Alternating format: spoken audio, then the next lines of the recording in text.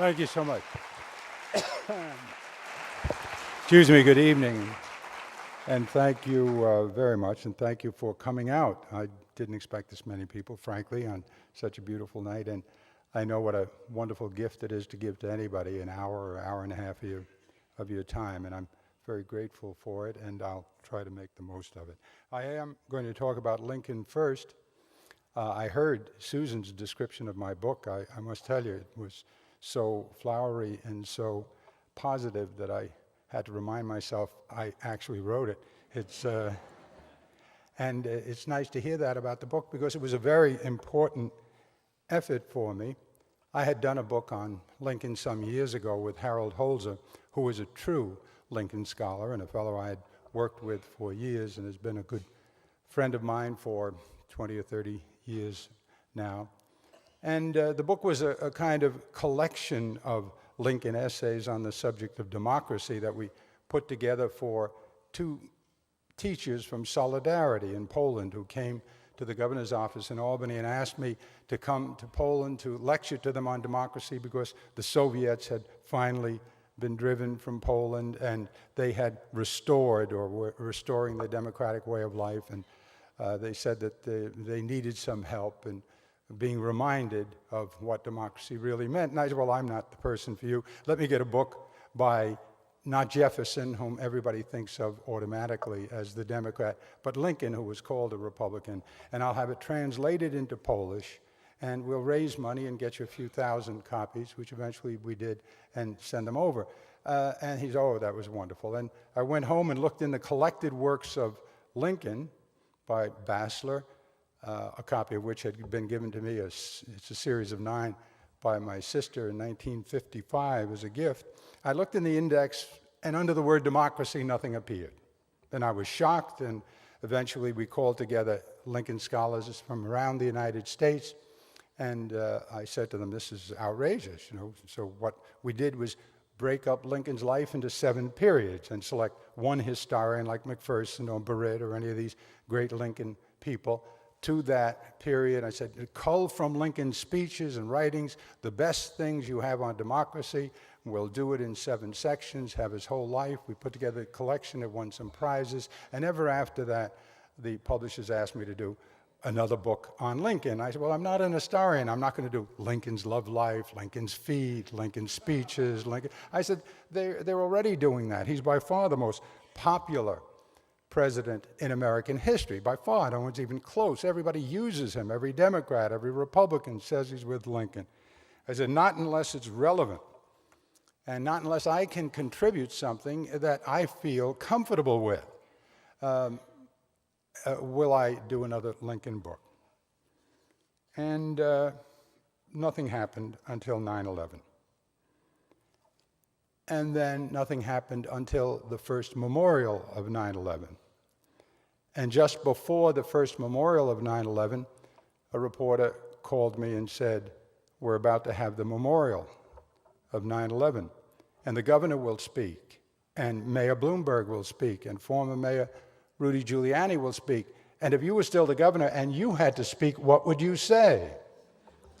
And I said, oh boy, what a daunting prospect that is. I said, I'm glad, in a way, I'm not the governor because it's so difficult. This, perhaps the most impactful episode in our lifetime, and maybe one of the most impactful in modern history of the United States, at least. What will they say? And if you remember, the memorial came, and then it was over, and none of them spoke. They recited the names of the deceased, and then read from Lincoln. And I said, whoa, what does this say about Lincoln? Well, it says something I've always believed, and that Lincoln is more than just a revered relic. Lincoln is relevant. The reason for all that popularity goes far beyond the fact that he was raised from a log cabin to the presidency of the United States. He was educated only for a year formally, but wrote like a poet and spoke like Demosthenes. It was more than he kept the Union together in the Civil War. over the odds, that he rose up from terrible unpopularity to be one of the most popular presidents in American history, that he began the process of ending slavery in the United States of America. There was something more than that. Well, his martyrdom had a lot to do with it, as it did with John Kennedy. In all candor, we have a special place in our heart for people who were striving and who were noble appearing and noble acting for the most part, and who then give up their life for us as martyrs, and that had something to do with his popularity.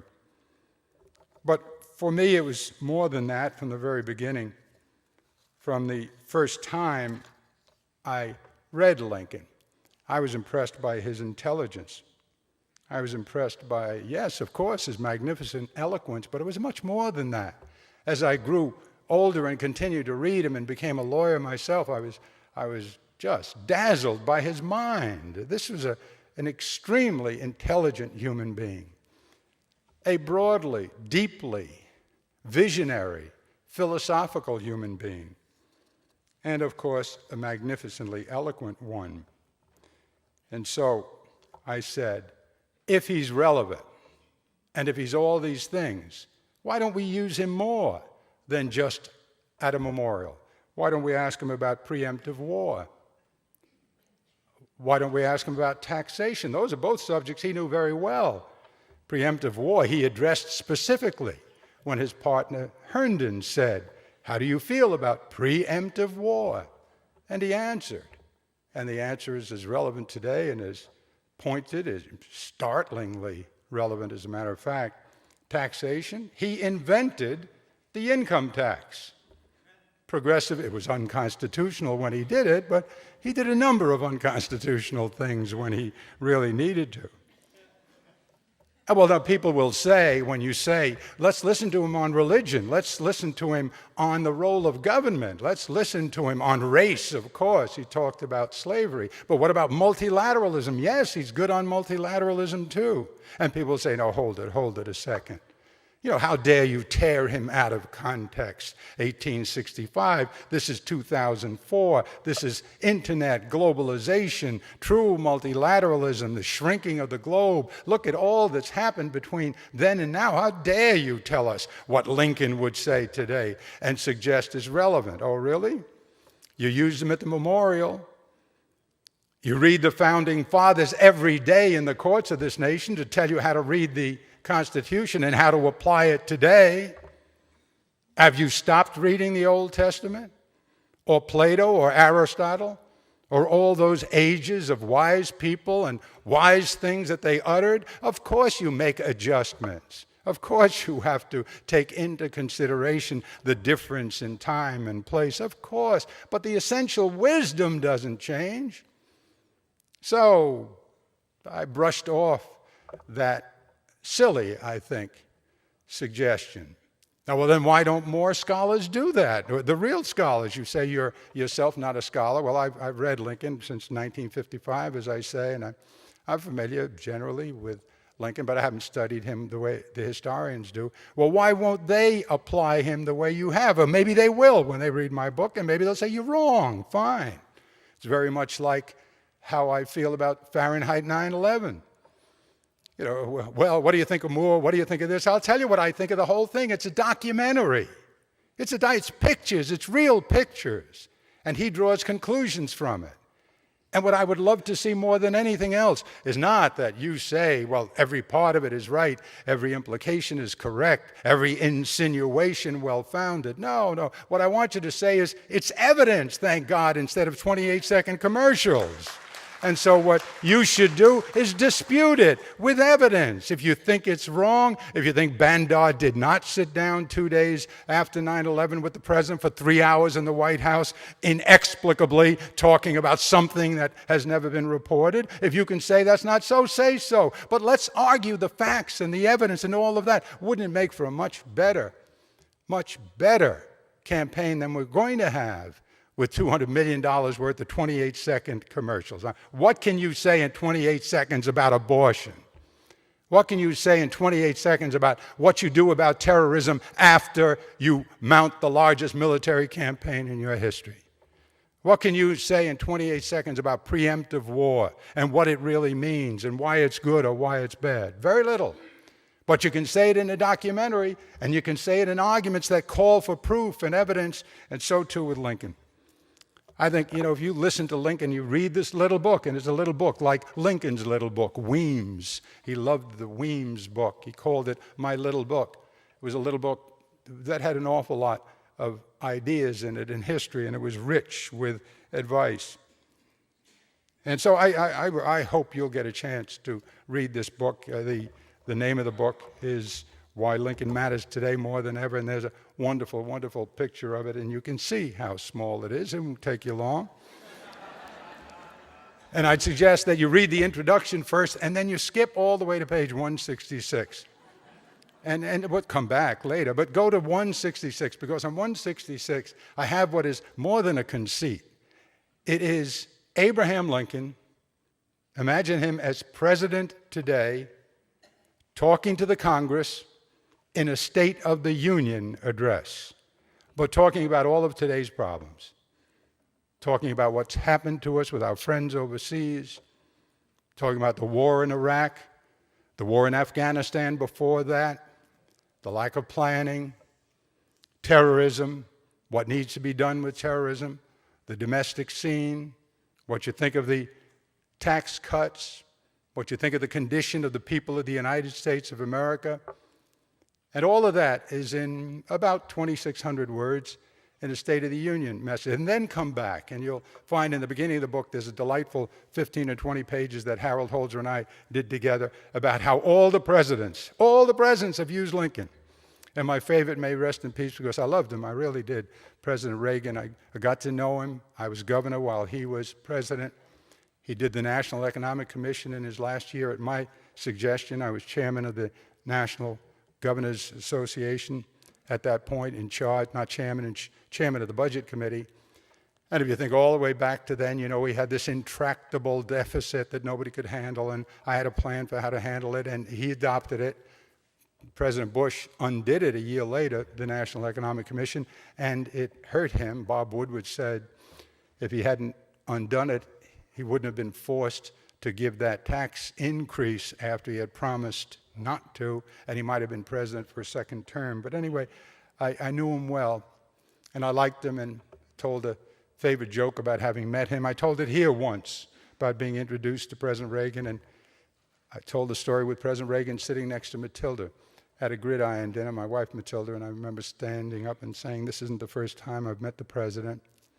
I was introduced to him once, or it was an attempted introduction, and the introducer said, "Mr. President, I want you to meet," and before he could get my name out of his mouth, President Reagan cocked his head the way he would and said, "Oh, you don't have to introduce us. I know Lee Iacocca well." And for one terrible moment, I almost said what a kid from Queens would say to a crack like that, and I didn't. It got to the tip of my tongue, and prudence bit it and spat it out. I was going to say, "I know, Mr. President, to some people we all look alike," but I never said it. And so he was a wonderful man. Whatever you say about his record, and there's a lot we could say about his record, and there's a lot I did when I was governor, because we were at different ends of the situation. He was cutting the income tax, and everybody else had to raise the regressive taxes, because in order to pay for the income tax cuts, they had to cut the budgets for the states and the cities, and so the city was in trouble, and et cetera, et cetera. There's all of that. But he was a great man. He was a great human being. And the character lessons he taught you just by never showing any anger, never showing any vindictiveness, getting shot and waving out the window at everybody, making jokes. He was a marvelous person. But with Lincoln, he, at the 1992 convention of the Republicans, read this series of epigrams from Lincoln. They were wonderful, and they sounded like an absolute response to everything Clinton was talking about doing as president.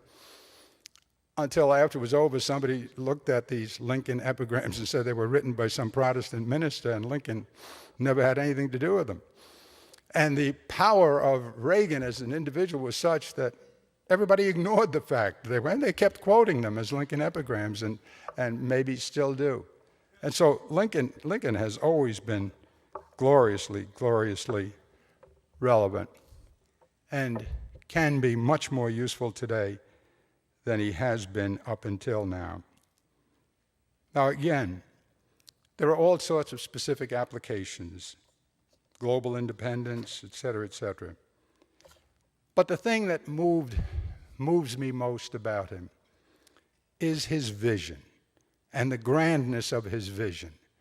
And sometimes in political life, and I'm sure you feel the same way, but when you're steeped in it, and as I was, and still am to a large extent, for a long time, and you're studying it all the time, and you're even in a position to do something about it for 12 years as governor, 12 years, and you're involved in presidential campaigns, and you're debating, and you're fighting, and you think, gee willikers, can't we do better than this? I mean, isn't there something more we can do about this country? We're so great, we're so powerful, even without trying. We're the world's greatest engine of opportunity ever. Mama and Papa would never have made it anywhere else the way they made it here. They couldn't read or write. They had no skills. They had no money. They had no friends. They came here. They raised a family, had kids. One of them became a governor. The other two were much better. And look at how wonderful. Look at all the money we have. Nobody has the wealth and power we have. Nobody. Everybody wants to come here, almost.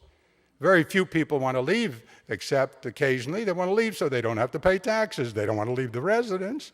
They don't want to leave the protection, but they'll incorporate in Bermuda so they can beat you on the taxes. But apart from that departure, very few people want to leave here. And so you say to yourself, when you see all that power and all that strength and all the good fortune God has given us and all the resources we have and how everybody quakes at the idea of taking us on one-on-one, you say, well, then why? Why do we have the problems we have? Why do we have all these poor people? Why don't the schools work? Why do we have 42, 43 million people without health care? Why is it that a woman 28 years old, 30 years old with breast cancer, without insurance, who works as a secretary but whose boss doesn't give her a policy, which increasingly is the case for people who work, and who isn't poor enough for Medicaid, not old enough for Medicare, has cancer, needs a mastectomy, and then she's bankrupted for life, or at least for a long time. And if she happens to be a little bit older and have a couple of kids, then what does she do? She's a single spouse. And how does that happen in this country? So you get aggravated and you say, we must be capable of something more than this. And so you look at this campaign as an opportunity and say, okay, we're about to pick another president or restore the former president, but it's big. Now we have to deal with war and deal with terrorism and deal with an economy that's a problem and a sagging middle class. Okay, here are all the opportunities. Maybe now they'll come forward with something big, some philosophy, some big idea, some coalescing notion. Maybe they'll have a plan for us to say, this is what we really are as a people. And bring us, so let's see what happens. And what has happened in the campaign so far? So far, it's all President Bush. Why? Well, because it's terrorism and it's war, and that's what a president does. And that's where we're concentrating, and we're losing. We lost more Marines today. And it'll be 1,000 that were killed soon, and maybe 12,000 who have come home mutilated. You can't tell because they don't really give you the numbers. And maybe 20,000 innocent Iraqis that have been killed. And we can't tell that either because they don't give you those numbers either. But all of this is happening. Okay, Mr. President, so what is your plan? What is your big idea? What is your philosophy? I'm confused. What do we do? Well, so far, we're going to be the strongest. We've got a powerful military. We're going to beat Saddam Hussein, and we got Saddam Hussein, and he's going to get executed, and we're still facing Osama, and we got military might, and we won't give up until we've finished, and we're going to create a democracy in Iraq. All right, then what? And that's the end of terrorism? You're going to kill the terrorists, and does that end them? And the answer is no, of course not. We know that. Ask Sharon. Ask anybody in Israel. I mean, you can't end it by just killing the terrorists because it produces other terrorists. That's how difficult it is. It's a cancer. And a terrorist is a malignant growth, and so you have to extirpate it. But it it's not enough to pull out the growth because the cancer's still there. And in this case, the extirpating of one produces others automatically. So you've got to do something about getting to the disease. Oh, we don't want to talk about that. That's mushy liberalism. Next thing you'll hear is root causes. My God. Oh, no, let's not talk about root causes. Why should we talk about root causes? Just because that's the only intelligent thing to talk about after you've tried force, and no, force alone is not enough. And so we're not getting it from the Bush people, and we haven't gotten it from the Democrats yet. Why? Because he hasn't had his chance yet, Kerry. Why? Because you're not looking at him yet. Soon you will, soon you'll have to, because before people in this country will vote, they're going to make sure Kerry comes out and say, okay, let's see what you have now. They're not going to say, we looked at Bush and he's not adequate. That won't happen. No matter how less than fully adequate he may be, people, no, whatever your judgment, people will say, you've got to show me something better. And if you don't, he will be president, no matter what the polls say now. And so we haven't seen that big idea, that big philosophical vision. That's what Lincoln had. And that's what appeals to me most. His words and acts expressed the two great principles we live by, or should live by, as taught by all the great religions. You know, I had an opportunity, I never said it myself, but I had an opportunity to, be considered for the Supreme Court of the United States. Actually, it happened twice. And I didn't say it, but it came out. It was in a book by Stephanopoulos, and then President Clinton talked about it. And every once in a while, people would say, "Gee, Willikers, why? You love the law, and they say you're pretty good at it. And why didn't you go to the Supreme Court?" And it's very hard to explain. It's very hard to explain to Matilda, let alone to everybody else. And I'm not sure I can really try, but maybe this is useful or maybe that experience is useful in thinking about Lincoln. Lincoln looked at the Constitution, and Lincoln was a lawyer, and he loved the Constitution. And he knew that it was this great document, this first of our 10 civic commandments, the fundamental law of the nation, that makes us free, the Bill of Rights. Thank God for that, the freedom to speak, to love, to believe. It gives us liberty. That's magnificent, wonderful, and we have to protect it at all costs. But that's basically all it gives us, is freedom. Wonderful, but that's all. It doesn't say anything about loving one another. It doesn't say anything about equality. It doesn't say anything about fairness. It doesn't say anything about, hey, listen, if old people are dying because they're sick and they have no wealth to buy medical attention, you should come together and take care of them. It doesn't say that. You didn't get Medicare and Medicaid until 1965. You passed the Constitution in 1789. The Constitution was missing something. It called for slavery and for unfair treatment to women and many others in this society. But liberty, yes. Lincoln cherished the liberty, obviously, and used that part of the Constitution, but he wanted something more. He had a greater vision, so he turned and he looked at the Declaration of Independence. And the Declaration of Independence is at a higher level of morality, because it's the Declaration of Independence that says to you, look, there's a force up there beyond all of us. And you can call it God or the Creator or the Omnipotent, whatever. And we want to be careful about that because we want to not get into trouble with religions. But there's a force up there, an intelligence up there, larger than any of us, that gives us basic rights. Life, liberty, the pursuit of happiness. And people are entitled to equal opportunity and equal dignity. And Lincoln looked at that and says, I'm going to take that Declaration of Independence and I'm going to squeeze it together with the Constitution and make one grand new commitment. A Constitution that absolutely keeps all that liberty that is given you and never relinquishes it, but at the same time adds the sweetness of the Declaration of Independence, the love, the compassion that's implicit in it. He believed in two ideas.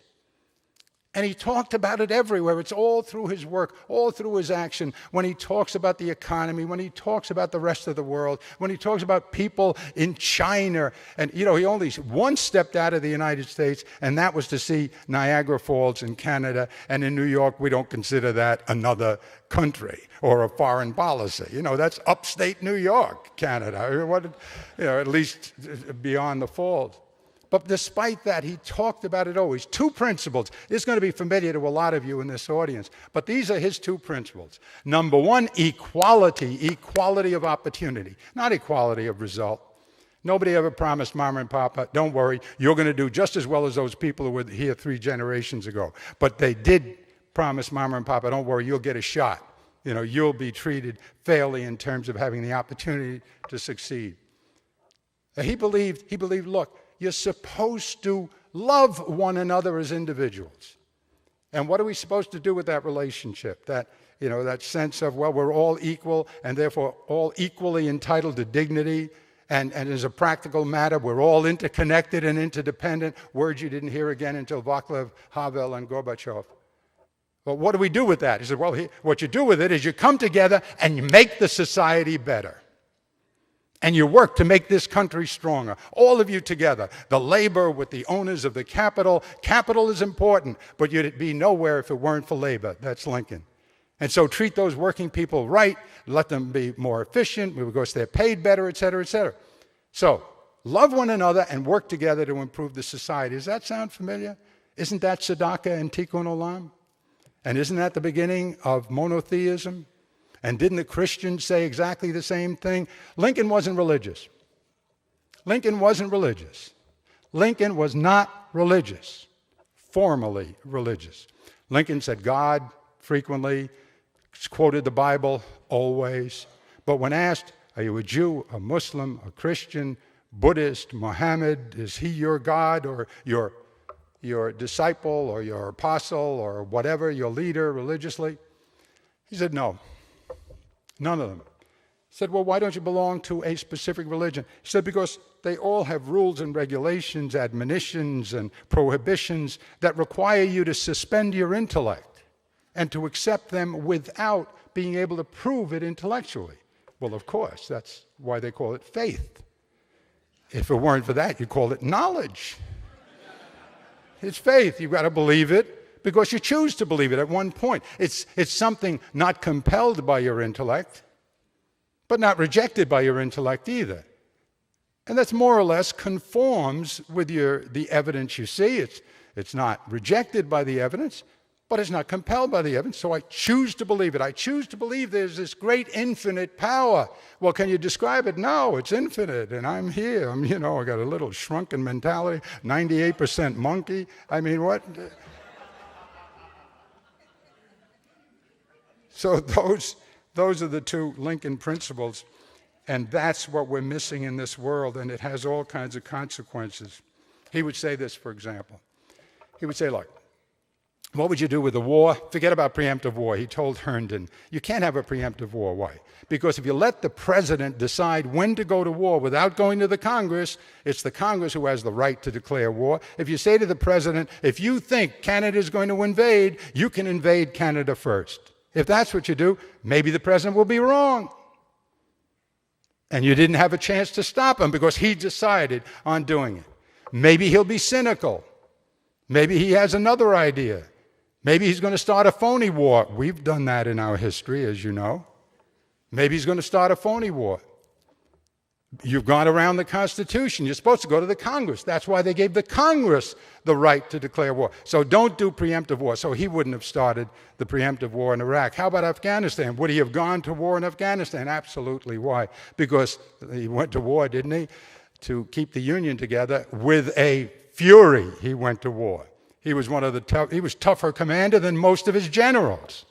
And he demanded more. And he was a nut on weapons of mass destruction, given the limitations of weapons of mass destruction at his time. I mean, he worked on new battleships, new guns, new everything. So he was a fierce fighter, but he never would have started the second war against Iraq. That was a preemptive war. And he wouldn't have started a second war before he finished the war in Afghanistan because he was against two wars. And he would have realized, because he's smart enough to realize that you can't win the war against terrorism, for the reason I've just given you before, the cancer analogy, with just force. Yes, you need force. Yes, you must catch the bad guys. Yes, you must get Osama. Yes, it was good to take down Saddam Hussein, but that's not going to stop the terrorism. You have to stop the propaganda of the madrasas. You have to do something to relieve whatever it is that's making them hate us. And that doesn't mean weakness, that means strength and intelligence. And incidentally, the president himself, Bush, believes that. If you look at the preemptive war statement in his defense policy of September 2002, which is where it appears for the first time, in that same document, he says what I would have said as a governor about crime here in the state of New York. You can't stop the crime, he says you can't stop the terrorism with just a police force, courts, and prisons. And he says the same thing. We can't do it with just force. And so he gives Colin Powell two programs. One is the partnership program of the Middle East to get together with Arab nations and others that have money and see if you can't spread some of that money to relieve some of the poverty that's creating a provocation, etc. Nice idea. And a second program, the Millennium Program. And then he didn't fund it. And so it's there, he admits you need it, Lincoln would be funding it. Domestically, I'll just settle for this because I want to spend more time with you than to deliver it all by way of a speech. Here are the facts, and you decide what Lincoln would do. Lincoln created an income tax, and he made it progressive. And he said, I'm making it progressive because the people with a lot of money get a lot of money because they're living here in the United States of America. They worked hard, they were lucky, they're brilliant, but also they get it because the country is great. And the Army protects them, and it produces workers, and it helps give them customers. So it's only fair that they should pay more than the poor people and the middle-class struggling people. Everybody should pay what's reasonable for them, but the wealthy people should pay more. Nothing wrong with that, I don't think. And so that's what he believed in, and he did it, and he said it over and over, and he said it as a legislator in Illinois, and he said it as a congressman the one term he had, and he did it as president. They declared it unconstitutional later, and then you had the 16th Amendment to make it constitutional, but that's his position. Today, you have 280, 290 million Americans, 140 million workers. 2% of the population makes $200,000 or more, 2%. That's 2 million of the taxpayers. 2 million of about 110 million taxpayers make $200,000 or more, just 2 million. There were tax cuts. In the first place, the tax cuts occurred because we had a big surplus which Clinton had left us. And that was the reason for the tax cuts. So we're going to give the money back, especially to the rich people who gave it to us, because we don't need it. And so there was a big tax cut, 40% of which went to the richest people in the country. And then we lost the surplus, the wars came, more expenses for Iraq, the economy went down, everything went bad, and we gave more tax cuts.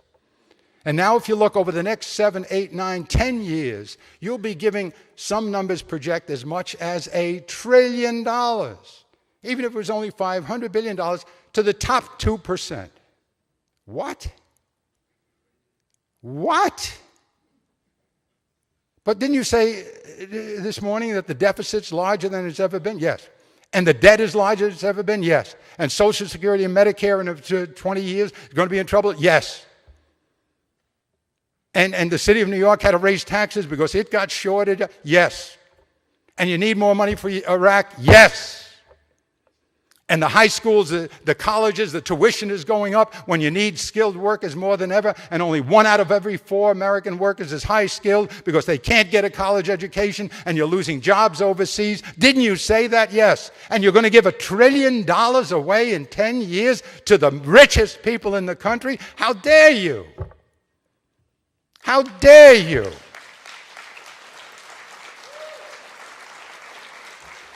That's what Lincoln would say. Only he would say it. He would say it. He would say it in poetry. religion is good too. Religion maybe we ought to talk about. The one thing he would not do is build a policy on a rationale that's purely religious. Because it wouldn't make sense, right? I mean, if you were a Jewish president or a Catholic president or a Buddhist president or a Confucian or whatever, you wouldn't say, well, I have this principle that the other people don't share, the other religions and the a-religious population, they don't share it. It's mine. Where did you get it? Well, I got it from my church, and, well, where did they get it? Well, who knows? I'm in the church that you get it. If you don't believe it, you get out of the church. I'm in the church. I want to stay, so I believe it. Well, that's the way it works, right? Well, you wouldn't build a policy on that. In order to go to this population, which they're not religious, and you're Jews, and you're this, and you're that, and in order to do that, you have to give an idea, like, I'm against murder. That's what my religion says. Well, good. We all agree. So you have to have a secular basis to it. What is the principle that allows President Bush to say that Nancy Reagan is wrong and that you can't take embryonic stem cells? The principle is life begins at conception. Life begins at conception is what we Catholics are taught by the church. It's a religious predicate, and a very big one for Catholics. It's the predicate of the abortion position.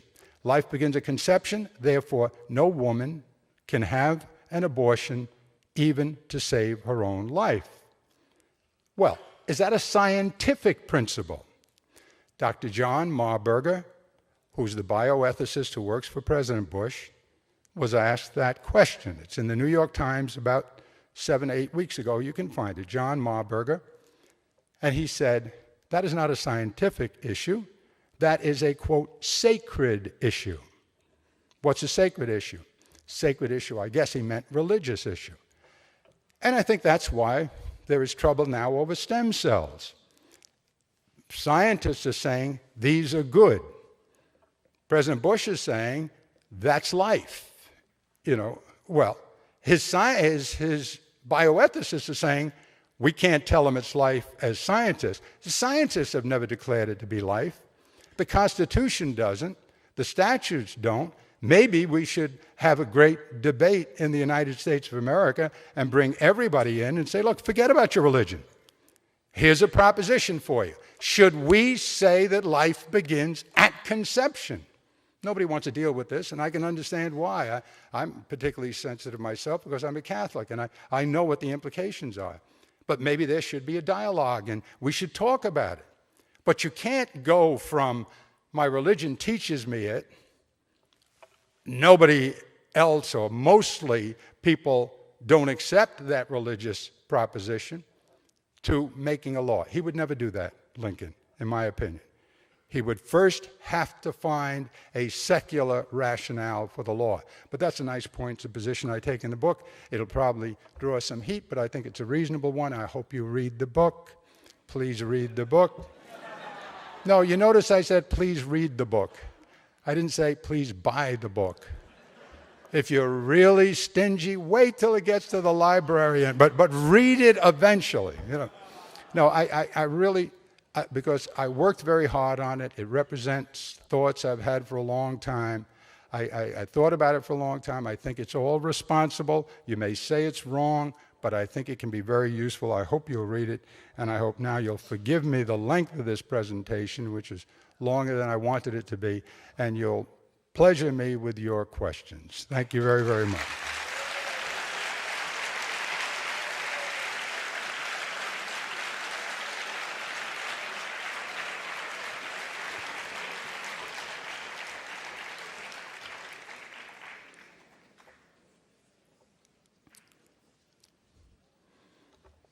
Okay, who's going to start us?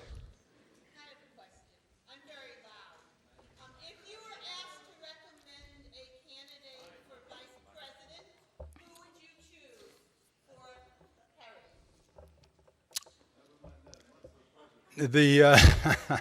Who would you choose? Who would you choose as a candidate for vice president? That's not a question that's easy for an outsider to answer, because one of the prime ingredients of a good vice president is a person that the president feels very comfortable with. Now, comfortable is something that I can't define, because I don't know whom John Kerry would be comfortable with. And it doesn't follow that a person who you and I agree looks to us like a good political bet. He can get you this state and that state, and the polls say he's very popular, and he gives a good speech like John Edwards, for example.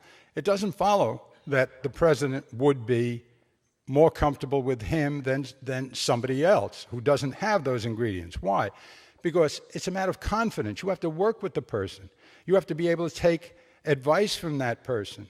You have to respect that person's experience.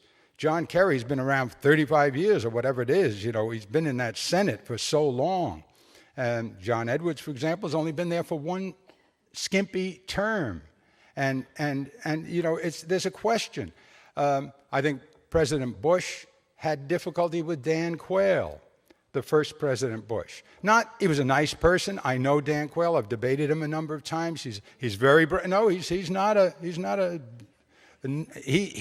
a very smart guy, but he didn't have the gravitas that President Bush wanted, and so they didn't use him.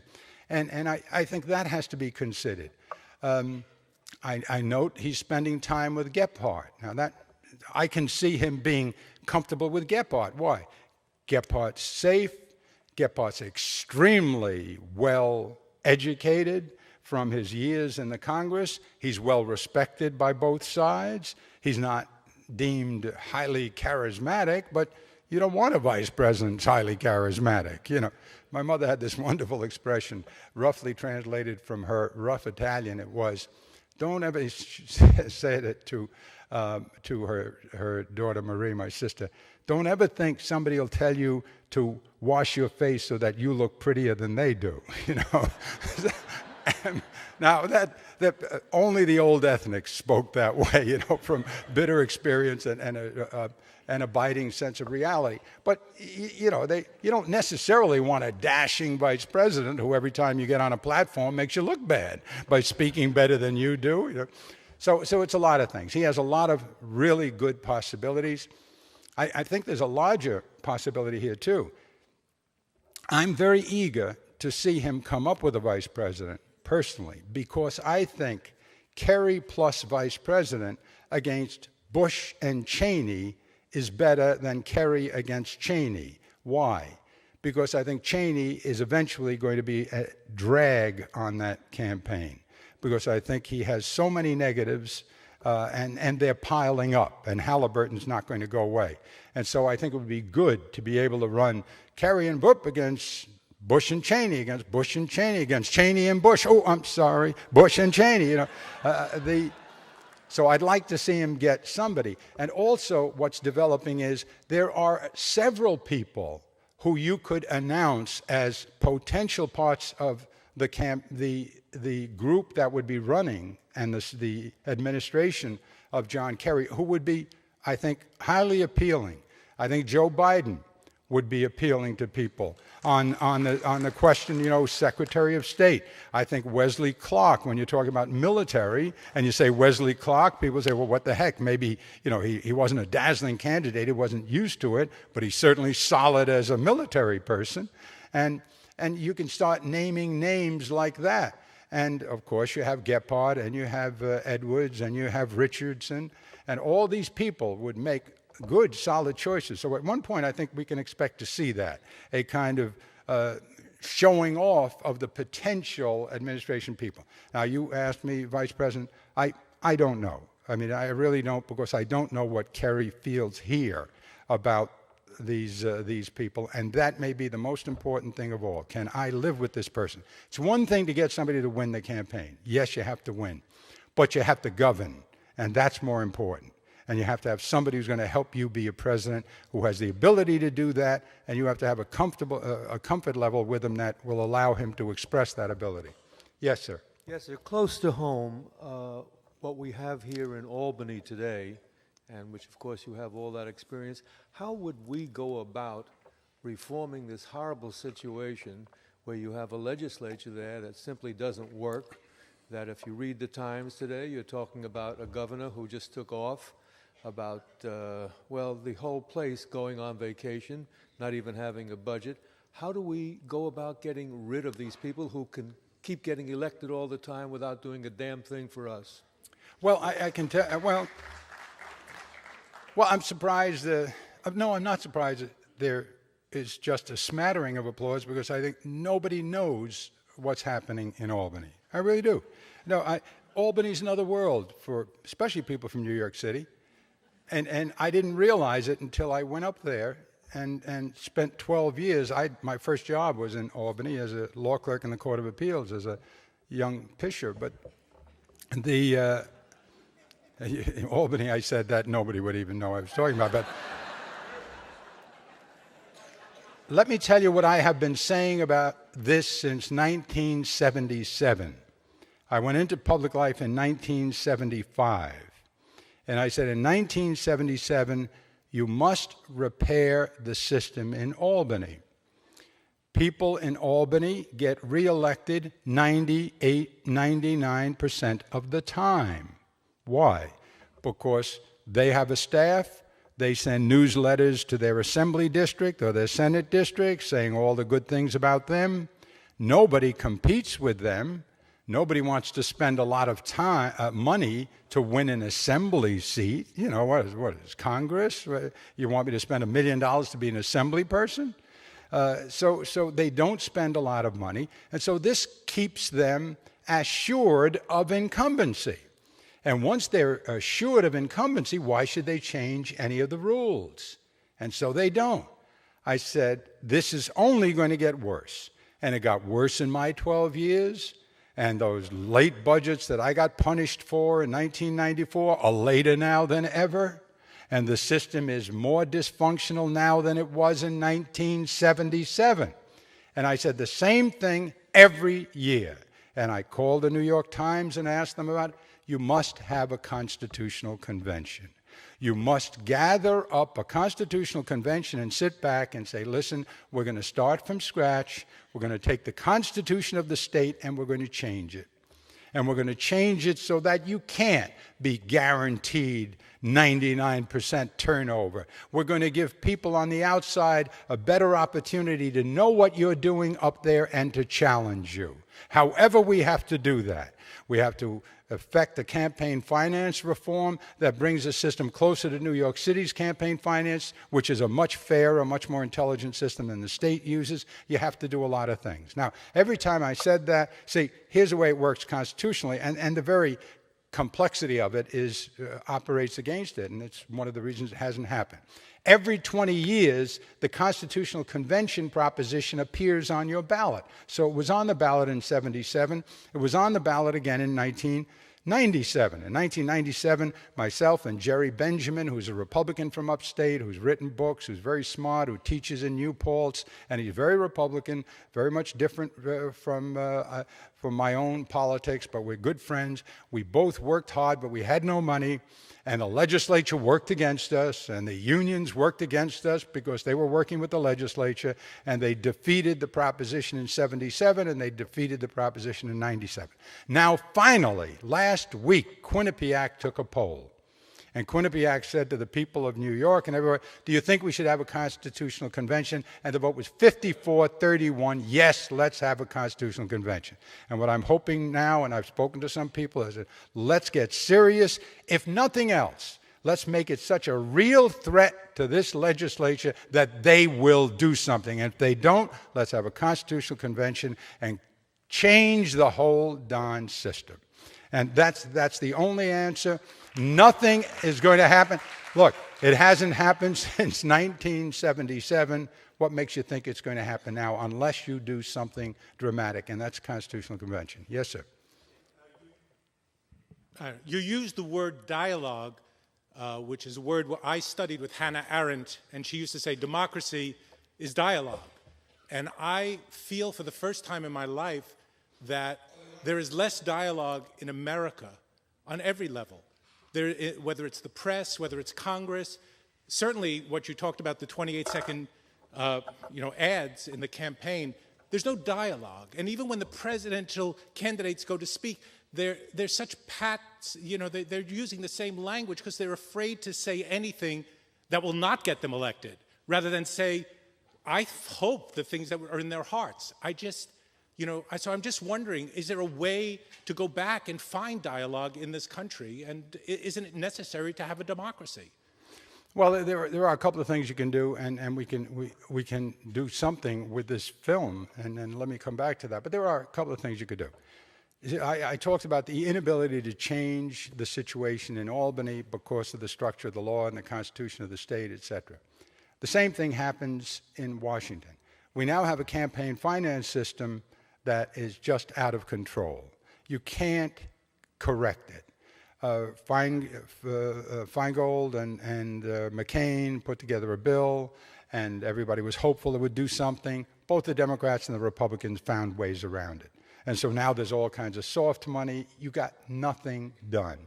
Well, is there any answer? Well, it's hard to do because Buckley against Valeo, which is a Supreme Court precedent, says that a rich person who has great individual wealth, you can't stop them from spending their own wealth. And therefore, if you do construct a system, all you need is a rich person who has his or her own wealth, which in this country we have now more billionaires, well, we're just short of our first trillionaire, I guess. I guess Gates missed it by a little bit, but no, I don't think he got to $1 trillion. But we have more and more billionaires and more millionaires. Millionaires are commonplace now. Still only 2% over 200,000, but a whole lot of billionaires. And you put a few of those together, and they own the system. So what can you do? Well, you can do this. We do have a lot of money in the federal system that comes from taxpayers. The taxpayers put money and they give it to the presidential candidates. You could, if the Congress wanted to, they could at least do this. Look, we're going to give you the money, but we're going to demand that it gets spent in a way that produces a better dialogue. And so we're going to give you the money, but you can't have any 28-second commercials. Why? They're too short. You can have a 5-minute commercial, because in 5 minutes, if you don't say anything, you're really going to look pretty ridiculous. 28 seconds, you can get away with it. Show a few pictures, it's over. So that's one thing. You have to have 15 debates. You have to have a debate every week, and it has to be a certain kind of debate. You see, here are the debates now. And debates are better than the non-debates, but here are the debates now.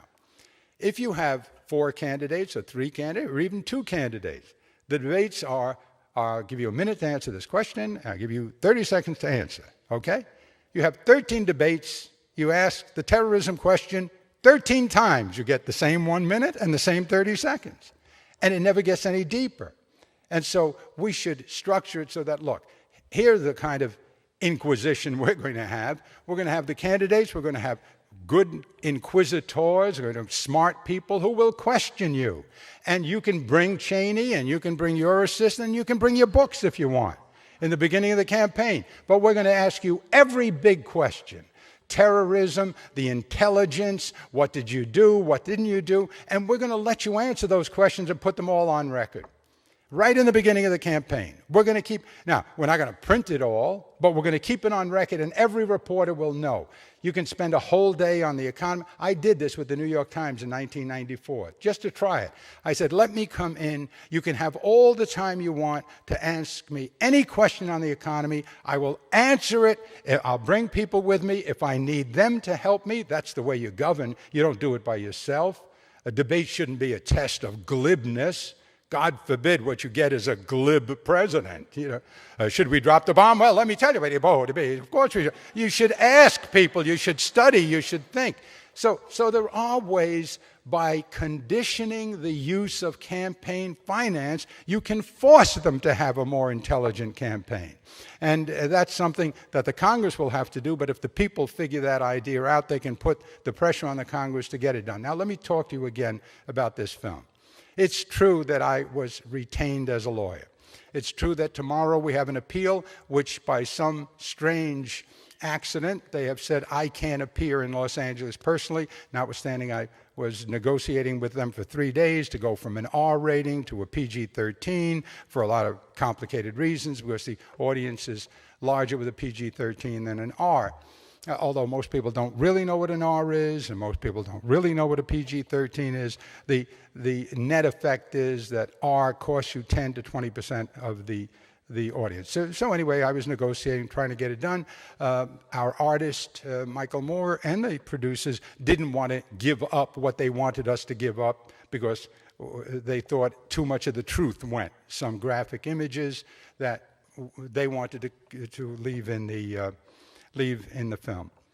And so I have written my argument, which got published today in San Diego. It's only 5 pages, and it'll be delivered for me at the appeal tomorrow. We don't know how we're going to do. They tell us, well, it's not hopeful. You'll probably get stuck with an R. And if that's the case, that's the case. But here's the opportunity this film gives us, and here's why I took it.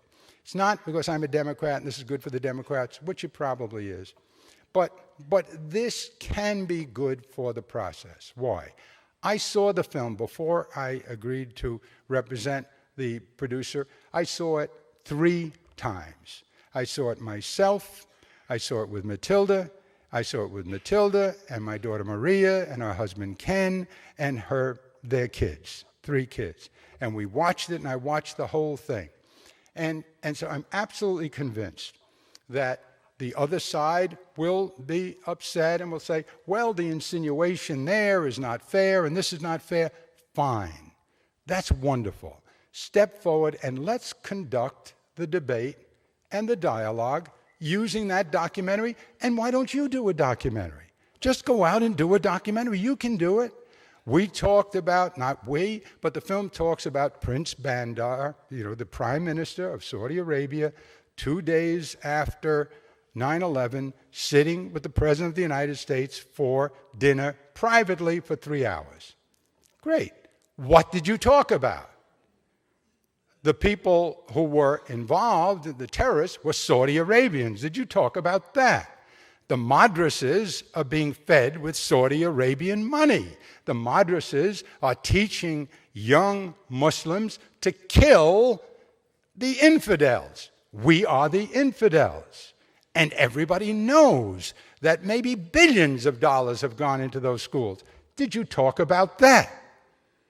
You say we implied terrible things. We said nothing. We said you sat down and had dinner 2 days after 9/11, where you got 3 hours to have dinner with the Prime Minister quietly in that madness. How you were able to find 3 hours, I don't know, but you did. And we want the American people to know it. And because the American people are going to say to you, Mr. President, please explain that. So step forward and explain it. If you can explain it, score 1 for you.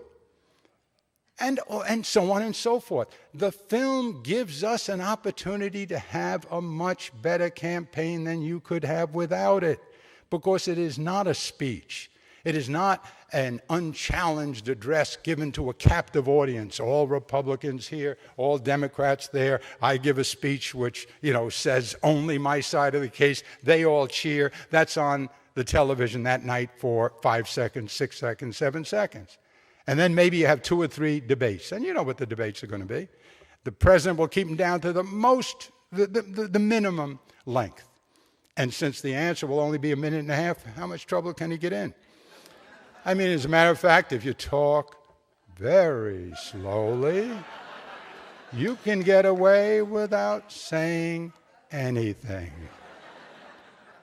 And so that's what I want you to keep your eye on with this film. Just don't let them say, well, it's a lot of baloney. Michael Moore lied when he was in grammar school. I don't like the way he dresses. He's too heavy. Forget all of that. That is called ad hominem. That is to distract you from the film. What you should say, and I'm not saying you should all believe every implication in the film. Just use it to give us a better debate than we're having now. Because you're right. The debate now is awful. It's awful. And it just does not get to the heart of the matter. And everybody knows it. I'd like to hear your opinion about Congress and why they're not stepping up more at this time when we have a weak president, and what they can do and they didn't do to get us into this situation we're in, and how they can help to get Well, us out. all right, well, let's, Congress, personally, first of all, Congress has the right to declare war and to insist on it.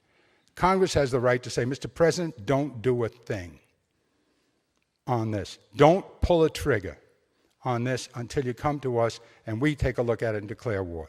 Congress hasn't done that, I guess, since the Second World War. Why? Because they don't want to. They passed a War Powers Act that every president has ignored. Every president said, no, it's unconstitutional. And nobody ever went to court. Why? They don't want to. Congress doesn't want to face the responsibility a Congress should have. It's as simple as that. And you can get into trouble that way, and we got into trouble. The Democrats got into trouble. How? Well, you know, some of them voted for the resolution. So let's face it.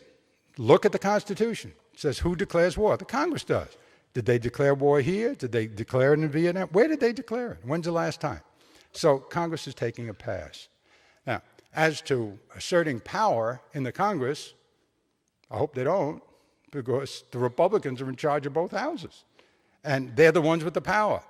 The most the Democrats can do is every once in a while get lucky with a clever device and slow you down or force you, to just stymie the situation because you can't get enough votes to override their stymie action.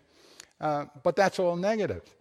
The sadness of Nancy Pelosi's position and the position in the Senate with Tom Daschle is that these are wonderfully bright people with good ideas who want to do good things, but they have no efficacy to speak of because the system allows the majority to block everything. The minority can't block everything, but the majority can, and that's what's happening. And so, well, what do you do about that? Well, if you get a president, that will help a little bit, maybe even a lot, because the president has a lot of power too. Most of all, he has the bully pulpit. And the bully pulpit is the greatest power you can have. And that's how Lincoln won everything that he wanted. It was from the podium, by standing up and debating Douglas in the first place over and over on slavery, and coming from oblivion as a politician in a world where there was no television, and you had to read the debates, and word of mouth had to travel around the country to the extent that it could. He achieved enough popularity by coming to New York to Cooper Union and giving a great address in Cooper Union where, he had never been here. It was an alien world to him. And he got up to that podium and delivered a masterpiece of analysis and poetry and history. It was marvelous. And that's the way he won, through the power of that bully pulpit. So if Kerry were to win, even if you don't win one house, it'd be nice if you could win one house. It'd be glorious if you could win two. Well, some people would say that's too much. If you had the president and both houses, then you got a Bush situation. It's a Republican president and both houses, and that means Supreme Court. God forbid what these people will do to the Supreme Court if you give him 4 more years, because there's going to be a lot of empty seats over the next 4 years. And if you have, and this is in the book too, Lincoln and President Bush and President Roosevelt and most presidents have this tendency in common. They want people that they are politically compatible with, not just the best judge, because the best, theoretically, in picking a justice for the Supreme Court, you shouldn't know anything about their politics. I'm not going to ask you about, theoretically, I'm not going to ask you about Roe against Wade. I'm not going to ask you to tell me that you'll vote this way or that way, because every case has to be decided anew. Roe against Wade was decided in 1973. It says that viability is at 24 weeks. What does that mean? It means that at 24 weeks, the fetus can live outside the womb. And that was critical, because at that point, they said the woman's right to abort becomes much, much, much less. Only to save her own life or health can she abort at that stage. That's a big deal. If you were to try Roe against Wade now, what do you think science would say about the period of viability? I suspect, I'm not a scientist, but just from what I read, I suspect that it wouldn't be 24 weeks, it'd be a lot less. That they would conclude that because of various changes in treatment, et cetera, it's possible for the fetus to survive outside the womb at an earlier stage, in which case that reduces the number of abortions that are possible. So you have all of this going on. What more can I say? Well, I can say a lot more, but I better not. Yeah. Yes. Do you know of anyone who you think you would like to see governor of New York after Pataki is out?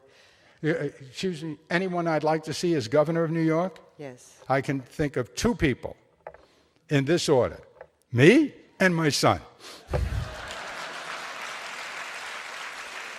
Actually, let me make that my son and I. Yeah. Yes, ma'am.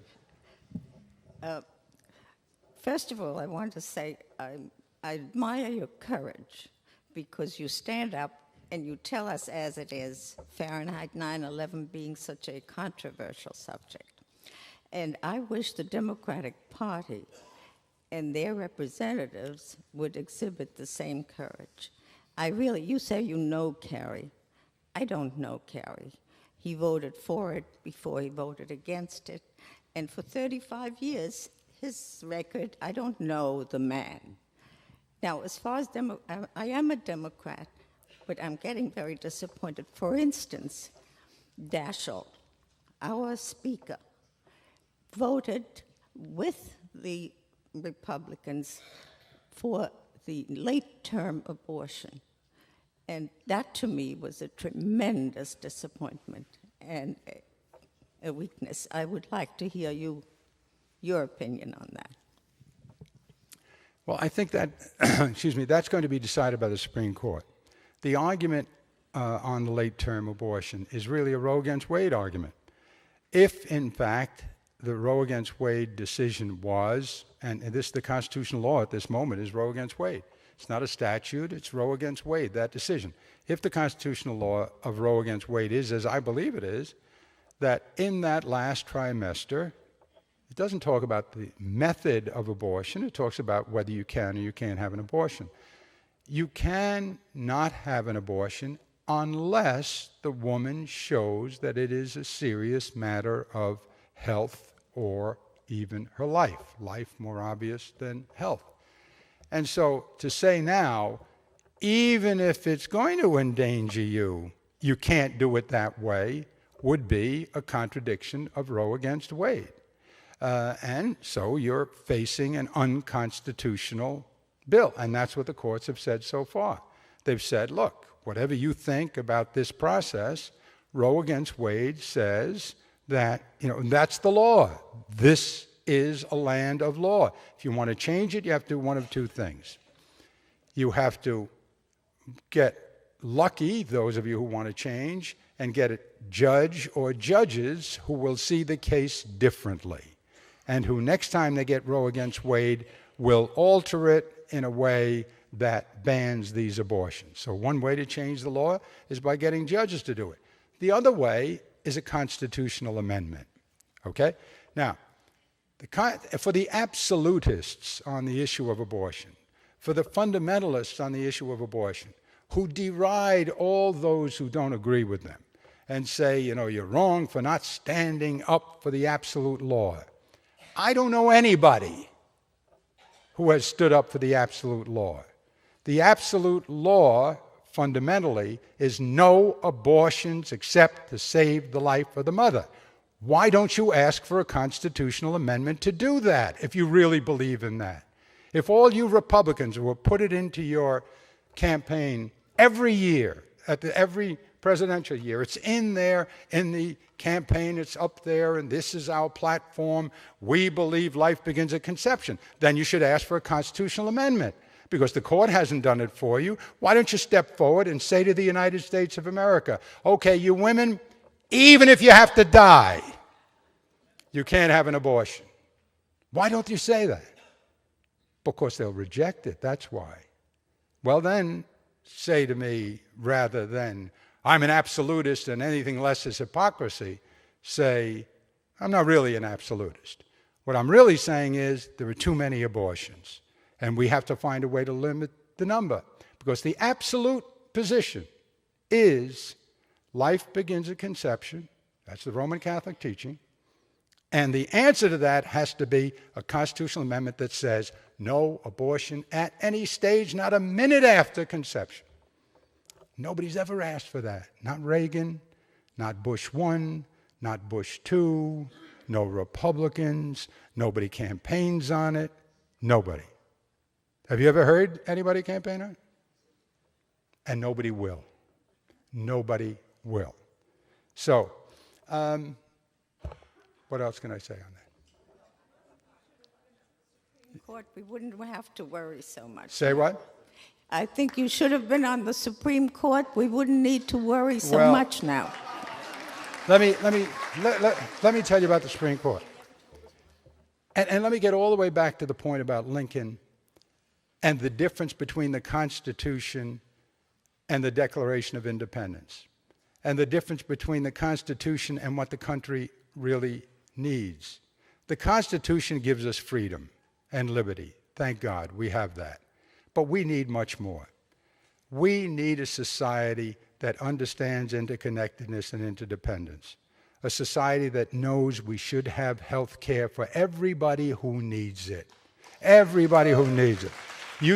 A society that understands that you shouldn't spend $2 trillion in $1 trillion on me and my clients when you've got people who are truly suffering in this society. You know, to say that Medicaid takes care of the elderly ill is a joke. It's a joke. Medicare doesn't do what the elderly need. You know what the problem is with drugs, and that hasn't been solved, prescription drugs. We have so many needs. Only 1 out of 4 workers in this country is high-skilled. Only 1 out of 4. That means only 1 out of 4 have gotten 4 years beyond high school. We, some years ago, gave 200,000 visas for people to be computer engineers. And they started here from overseas. They came here and got $80,000. Our average wage was $38,000. And we were giving them $80,000 because we didn't educate our own people to do that work. How does that make any sense? Now, none of that can you solve by sitting in a robe. And look, I've said over and over, personally, Supreme Court, wow, what a job. No fundraising. Nothing. Dental care until you're 100, you know. You don't even have to wear pants. You could come to work in sneakers and shorts. Nobody would know. You got a robe on. You know, it's wonderful. But you couldn't do what I'm doing at this moment. You couldn't do what I'm doing with them now. Maybe nobody listens. What do I get? Maybe everybody disagrees. You went there and you lost everybody. Maybe so. But at least I tried. At least I made my case. At least I used Lincoln. At least I pleaded with people to go see the film. At least I said, just think about it a little bit more. Wouldn't it be better if instead of putting that money there, we took that $1 trillion back, put some into education, some into health care, some into tax cuts for the local governments where they have such problems? Wouldn't that be better? If I just left a little idea in your head, I wouldn't be allowed to do that as a Supreme Court justice. I couldn't get up here and make a political speech. It's a sin, and a civic sin if you did it. So you know, the notion that, well, if you were there, you get 3 or 4 cases a year, maybe they're very, very important. This way I can argue every day of my life on things that are really very, very important to the American people. Yes. Yes, ma'am. I have to tell you that I do agree with that decision that you made years ago. I agreed at the time that when you turned it down for these reasons. Thank you. We need your voice. I said that against Thank you. all Will the you other talk to people. Matilda? Well, I know that your advisors and your family didn't agree Thank with you. you, but I did for this very reason. Your voice is precious, and it would be silenced Thank really you. virtually. Thank you very much. Thank you. And then the other thing I wanted to ask you about was I'm concerned with Kerry and his ability to pull it off, because I just am. I mean, you know, and I'm not, like, I wanted to know, had you considered, because I agreed with and I can only speculate why you didn't run, when everybody was asking you to run, and was it 92, whatever. I can only speculate, and I thought he couldn't win because he's too true to his principles, and the climate was very different. Like the way you couldn't win because of death penalty in the state, you know, whatever. You're not going to change just to get elected. So I don't know what your reasons were, but I wanted to know, had you considered running this time, and if not, why not? No. And I think we need you now more than ever, Let me- because nobody speaks the way you do. No, I know didn't. it's- Very quickly. No, I didn't consider it this time. But I do want to talk about Kerry. And if you heard this story, stop me. But No, I haven't. death penalty and my mother. 1977. I'm running against Ed Koch.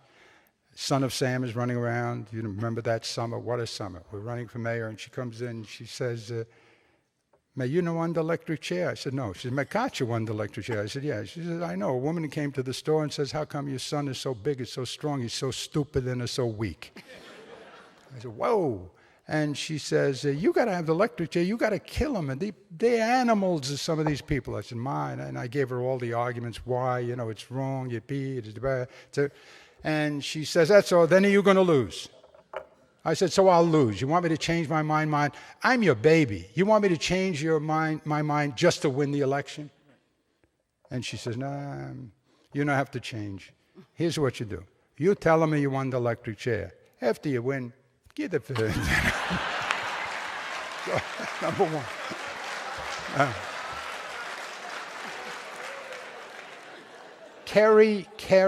John Kerry, I believe very sincerely, has everything you need to win, and I believe he will win. Now, see, right now, it is, as I pointed out, for very good reasons, because the focus is where it should be, on terrorism, etc., and some people are thinking about the economy, but not clearly yet.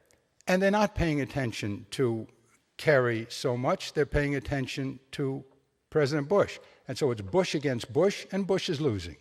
He's losing points in the standings. And under those circumstances, you know, if you were Kerry, why should you step in front of him? You have two problems if you do that. You may distract from whatever the forces are that are driving Bush down in the polls, and you might be blamed for stepping in front of your commander-in-chief in the middle of, you know, a very difficult time, and that's not good for the country. So he's got that against him. But before this is over, as I said before, the people are going to turn the camera and say, "Okay, now, John, it's your turn." And that's when he has to make his stand and show that he's different. And that's when he does have to take the president on and say some different things. And there are 2-3 things. You know, I did this on Jon Stewart's show one night. They said, "Well, what do you think Kerry can say?" And I said, he can say a lot. If, for example, he would have the opportunity and he looked at the American people and said, "Look, you don't really know me well. Let me tell you about myself very, very briefly. I love this country for the same reason you do. It's been very good to me and my family. And in my case, it's probably been better to my family than it was to yours. And I love it so much that when Vietnam came, I volunteered, along with other people, to risk my life for my country. And I did, and I got medals. I'm not sure I deserved them, but I got them, and I was grateful. But I did something more, and so did others, something much, much more than volunteer to risk my life. I volunteered to kill for my country. And I did, more than once. And I came back with such a detestation when it occurred to me that maybe I did that in a war that was not necessary, and that was wrong. And I pledged to myself then that for the rest of my life I would do everything I possibly could to be sure that I did not allow us to go to war unless it was clear beyond a reasonable doubt that we needed to. That's why I'm so sad about Iraq. Yes, I voted for it. I expected the president to do more diplomacy, and he didn't, and that disappointed me. But I voted for it, and so did other people, and we were fooled. We were fooled by poor intelligence. We were fooled. I don't think the president lied. I think he was fooled too. And I'll tell you, if I am president, I'll never, never, never allow that to happen again. But it was a mistake. And as to where we are in Iraq, it's good that we got rid of Saddam. I doubt we can make these people a democracy in a hurry.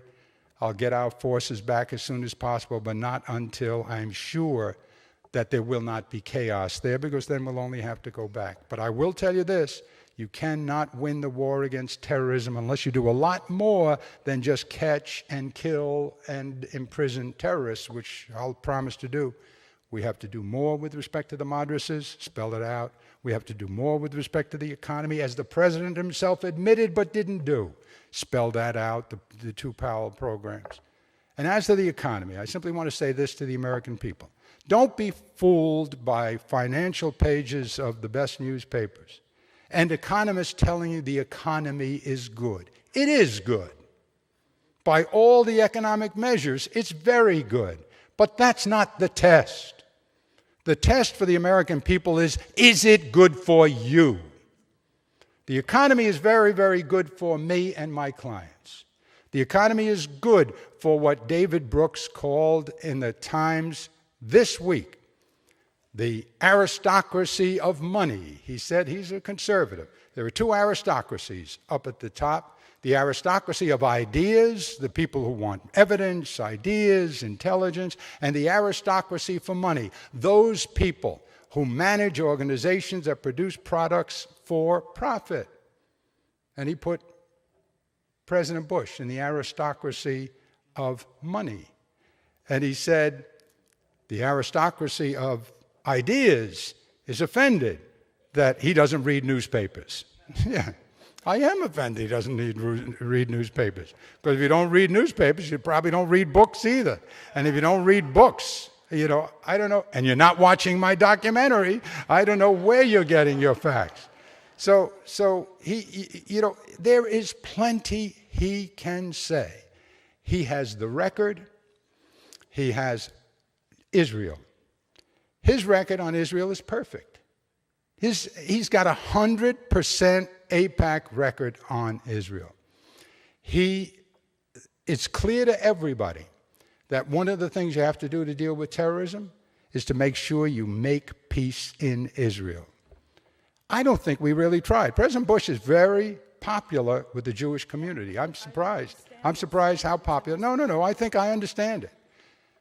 He was popular because he was very clever. In the beginning, if you go all the way back to his campaign, he made no moves toward Israel. He was diffident toward Israel. He didn't want to play any role. And then he came up with a plan. And the plan was, if you get rid of Arafat and you get rid of the terrorists, then you come back to me and I'll help you with my plan. Come back in 3 years. That was after this election. And everybody said, that's great. He's saying all the things that Sharon and the Israelis wanted to hear. But when he said 3 years after the election, I said, wait a minute. Sure, it's nice, but say a year. Say something else. Let's get in the game here. Let's help Israel. Don't step back and say, get rid of Arafat and get rid of terrorism. How are they going to do it without you? How are you going to put the pressure on them without the United States of America? So he's got a perfect record on Israel. He can do plenty on the issue of Israel. And that's important way beyond the Jewish community. It's important because it's being used as a provocation and an excuse for terrorism. So we have to help Israel make peace. And how do you do that? By putting pressure on Israel? No, God forbid. I'm not even an even-handedness guy. I mean, when people say, you should be even-handed, well, I don't know exactly what you mean by that. We helped create Israel. Israel is our ally because they're the only democracy like us. They're the only value system exactly like us in that part of the world that really counts. They've been there for us as long as we've been there for them. And I think we have a special obligation to them. As a matter of fact, you can't have peace unless we serve as guarantor of their security. Because once they make a deal with them, how do you know they won't turn around at some point, Israel's enemies, and say, we didn't really mean it? You have to be there, the United States of America, as guarantor of performance for Israel in that deal. And I think Kerry will probably say something like that at the right time. So I think there's plenty he can do. He has the skill. He has the mind. He has one problem. No. The problem is this. He is subtle. The problem is he is nuanced. The problem is he is intelligent. And that is his problem. You know, this is a complicated thing to operate on. Very complicated to operate on. It takes fine instruments. And that's what Kerry is using. The other guy is using a wedge, the simplest tool known to mankind, you know, and everybody understands it. And he speaks that way, and he goes, and everybody says, "That's the well, drop a bomb on their head. This is a tough guy," you know. Last question. After all is said and done, doesn't the war really come down to one thing? Oil. I mean, Bush is an oil man. His father was an oil man. There's a corporate oil conglomerate to his left and to his right. I mean, he's not looking to bring the democracy to the Mideast. He wants to control the Mideast so we can control the oil supply. Maybe in the beginning that was somebody's aspiration. I think it certainly is the history of this country, and particularly if you see the Fahrenheit 9/11, you will see a heavy emphasis on the Carlyle Corporation. It has baffled me from the beginning why that wasn't a whole series in every newspaper in the United States. What is the Carlyle Corporation? How come James Baker and George Bush, after they finished, went and did business with all these people in the Carlyle Corporation? What are all these relationships of billions of dollars being made by Americans? Why are you so cozy with it? I mean, there's plenty of reason to want to know more about that situation. And maybe in the beginning, the fact that there was oil there, and we're very good at that as a country, let's face it. We have gone all over the world to where the resources were and plucked and picked the fruit off the trees and left them behind barren. We've done that. And other places we've developed and we've done good things, but we're capable of that. I don't see the evidence now. And whatever they thought of in the beginning, even if that was on their mind, we're going to grab hold of the oil, they've lost the chance to get away with it at this point. It's not going to happen. The United Nations is not going to let it happen. The rest of the world's not going to let it happen. And Halliburton's not going to get away with anything. And incidentally, as long as we can keep Cheney on the ticket with Bush, you know, it's a nice thing to have floating out there in the atmosphere. But I can't candidly say I see oil as a motivation at this point. I mean, whatever aspiration they might have had in the beginning, it just didn't work out where they could wind up with the oil. All right, last question? Okay. I could just bring the subject back to the book. When you first addressed us, you said what motivated you, inspired you to write the book was the first anniversary of 9/11. Right. And frankly, I was disappointed in our politicians that they went to Lincoln. And I was wondering, because I think if Lincoln were alive today, he would have found the words himself. So I was wondering if in the book you address what Lincoln might have said on that day. Not directly, but yes. I think if you go to page 166, Lincoln speaks in the book. There's a whole speech by Lincoln, and it does deal with 9/11, and it does deal with his feelings on 9/11. And let me just, on the subject of speaking, let's be very candid about this. One of the people in the audience made a very intelligent point, and that is, it's not always easy to say the truth as you see it. I remember the day after 9/11. I guess it was the day after 9/11. Diane Sawyer, I'm not sure now, it was such a terrible mess for all of us and so confusing. And we had an office there in 1993, the first time it blew up. We had an office on the 57th floor because I was governor at that time. And, you know, you go back to all those recollections. And Diane Sawyer asked me about, aren't there a lot of questions that come out of this, Governor? You were there, and you spoke to the Secret Service and the CIA, and the Secret Service had an office in the building. and the CIA and all these people, and don't you have questions? I said, I sure do. You know, why we didn't do more, what happened to the intelligence system, et cetera, et cetera. And I said, and there were other questions. And maybe one of the biggest ones is, you know, why, what would possess these people? What is it that drives them to hate us so much that they would surrender their own life to take ours? What is that? Is that mad zealotry? I mean, and if so, you know, what fuels that hate? And I said, look, we're obviously going to find out who did it, and we will go after them with a vengeance, and we will tear them to bits one way or another. We'll bring our armed forces. That's true. But I hope that in the process, we don't forget that we need to find the source of this. What's creating this crime? What's creating this hate? And Diane said something like, well, I think that's very intelligent. And I got killed. I got phone calls, notes, you mushy-headed root causes. How dare you suggest that we're wrong? I didn't suggest we're wrong. I said we have to, and incidentally, it's still true. That's what the madrasas are all about. You look for an explanation, and you find it. You find it in the schools. The schools are teaching children to hate. That's one reason. You find it in the streets of the Middle East that used to be the most powerful place in the world for a considerable period of time, that lived through the Crusades in which we were barbarous, the infidels, and Christians ate Muslim babies alive in some of the Crusades. You know, you look for those things. You say, well, what do we do about that? How do we help? You've got to do that. But when you say it, there are a lot of people out there and say, I see, he's not.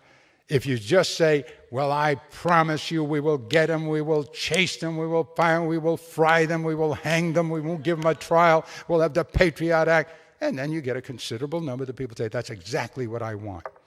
And that's a big problem. Subtlety is a problem. And sometimes telling the whole truth is a problem. Death penalty is only a small example. Death penalty is only a small example.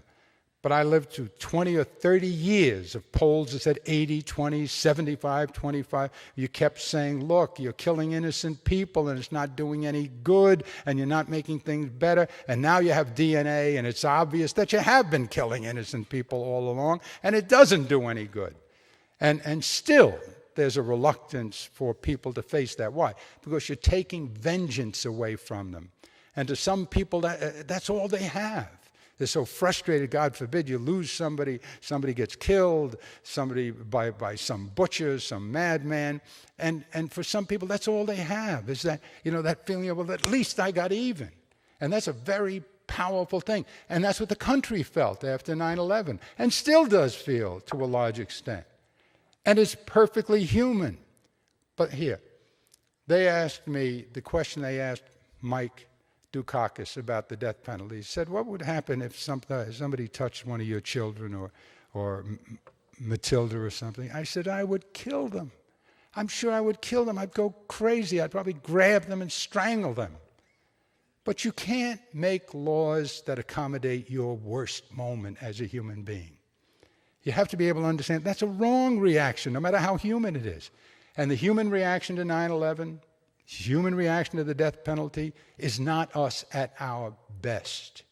And what you need is us at our best. Thank you very, very much. God bless you.